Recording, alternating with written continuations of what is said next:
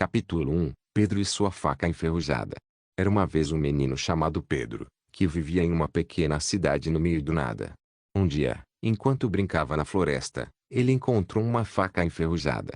Ele a pegou e a guardou em seu bolso, pensando que poderia ser útil em suas aventuras.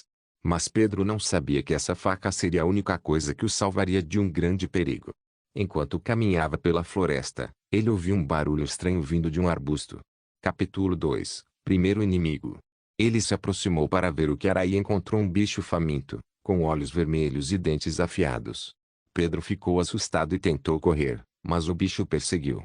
Ele correu o mais rápido que pôde, mas acabou se perdendo no meio do caos que se formou na floresta. Árvores caídas, animais correndo em todas as direções, o céu escuro e a chuva forte.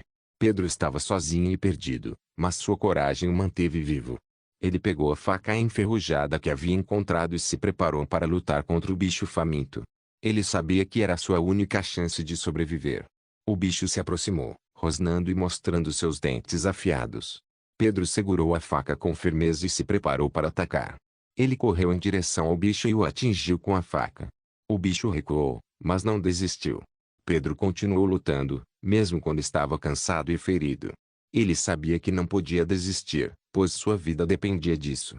Finalmente, depois de uma longa batalha, Pedro conseguiu vencer o bicho faminto. Ele estava exausto, mas feliz por ter sobrevivido. Ele olhou para a faca enferrujada em sua mão e percebeu que ela havia sido sua única resistência contra o perigo. Ele guardou a faca em seu bolso e continuou sua jornada, sabendo que a sua coragem o levaria a lugares incríveis. Capítulo 3. Persistência. Pedro tinha tido uma aventura difícil. Ele viajara até uma floresta remota e se aventurara sozinho, enfrentando perigos desconhecidos com somente sua única faca enferrujada para lembrar daquela incrível viagem. Agora, depois de alguns dias, ele retornava à segurança dos caminhos conhecidos.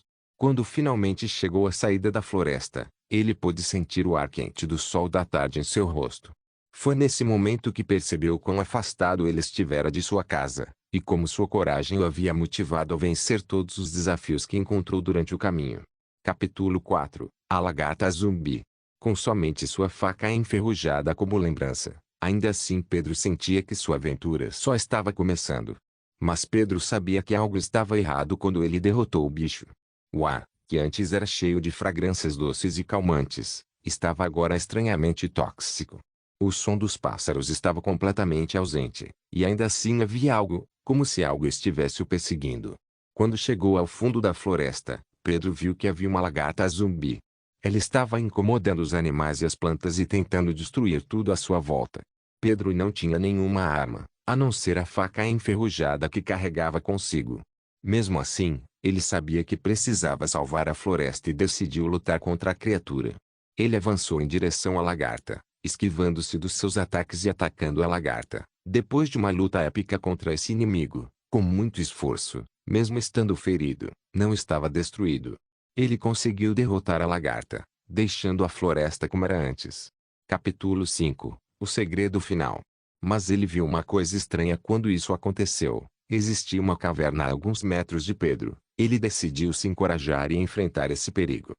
Então, ele entrou nessa caverna, e ele encontrou uma máquina totalmente quebrada, e outras máquinas no mesmo estado. Ele continuou caminhando até chegar em um lugar muito fundo, onde estava o seu inimigo final, o líder de todo o caos que estava acontecendo na floresta, Bodibot.